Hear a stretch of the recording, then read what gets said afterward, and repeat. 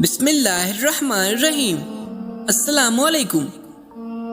ایک دفعہ کا ذکر ہے کہ ایک بار خلیفہ ہارون الرشید نے اپنے ایک سردار کو خراساں کا حاکم بنا کر بھیجا اور اس بات کی سختی سے تلقین کی کہ کسی پر بھی ظلم نہ کرنا بلکہ سب کے ساتھ بھلائی سے پیش آنا۔ وہ سردار جب خراساں پہنچا تو کچھ عرصہ بعد خلیفہ کی بات بھول گیا اور اس نے رعایا کو تنگ کرنا شروع کر دیا۔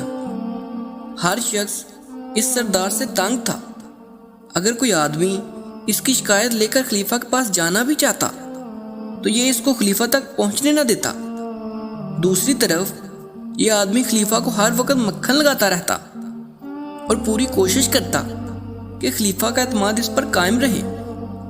وقت گزرتا رہا مگر وہ سردار اپنے ظالم اور بدمعاشی سے باز نہ آیا۔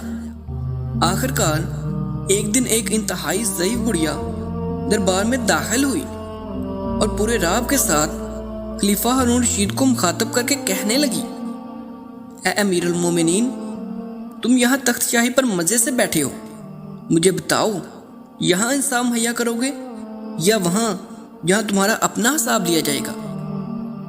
جس وقت وہ بڑھیا دربار میں داخل ہوئی تھی خلیفہ ایک مقدمے کی کارروائی سن رہا تھا۔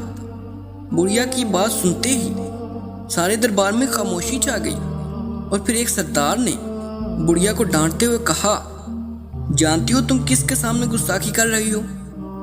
اگر وہ ایک اشارہ کر دے تو تمہاری گردن تن سے جدا کر دی جائے گی۔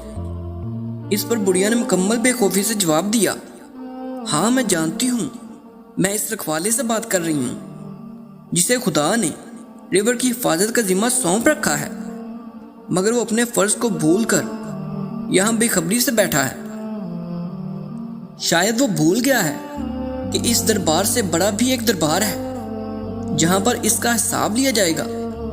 میں یہی فرض اسے یاد دلانے کے لیے یہاں آئی ہوں۔ خلیفہ بڑھیا کی یہ باتیں سن کر پریشان ہو گیا اور اس نے اپنے تمام سرداروں کو خاموش رہنے کے لیے کہا۔ پھر بڑھیا سے نہایت شفقت سے پوچھا کہ اسے کیا شکایت ہے۔ اس کے بعد بڑھیا نے حاکم کے تمام مظالم کی تفصیل بتانی شروع کی اور کہا، حاکم نے مجھ سے میرا پھلوں سے بڑا باغ چھین لیا ہے۔ خلیفہ ہارون الرشید نے یہ سنتے ہی حاکم کو اس کے عہد سے معزول کر دیا اور دربار میں طلب کر لیا۔ پھر خلیفہ نے تمام معاملے کی چھان بین کی جس سے پتہ چلا کہ بڑھیا نے جو کہا وہ سچ ہے اور واقعی حاکم نے اس کے پھلوں کے باغ پر اپنا زبردستی قبضہ جما رکھا ہے۔ حاکم کا جرم ثابت ہونے پر اسے فقیروں جیسا لباس پہنا کر گدھے پر سوار کیا گیا اور بغداد کی گلیوں میں پھرایا گیا۔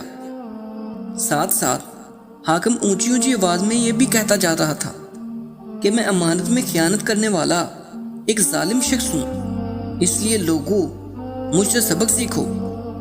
خلیفہ نے حاکم کو بس یہی سزا نہیں دی بلکہ اس کے ساتھ ساتھ اس نے حاکم کا ایک خوبصورت باغ بھی بڑھیا کو دے دیا جو اس کے باغ سے کئی گنا بڑا تھا۔ دوستو، مسلمانوں کے بہت سے حکمرانوں میں ایک بہت اچھی بات یہ بھی تھی کہ وہ اپنی رعایا کا خیال رکھنے کے لیے خود ان کے پاس جایا کرتے تھے۔ جیسے حضرت عمر فاروق رضی اللہ تعالی عنہ ہی کی مثال لے لیتے ہیں، جو رات کی تاریکی میں بھیس بدل کر شہر میں گشت کیا کرتے تھے تاکہ یہ دیکھ سکیں کہ کوئی شخص کسی مصیبت یا پریشانی میں مبتلا تو نہیں۔ خلیفہ ہارون الرشید بھی ایسا ہی کیا کرتا تھا۔ اس کی عادت تھی کہ وہ رات کو بھیس بدل کر شہر کی مختلف جگہوں پر گشت کر کے مصیبت میں پھنسے ہوئے لوگوں کی مدد کیا کرتا۔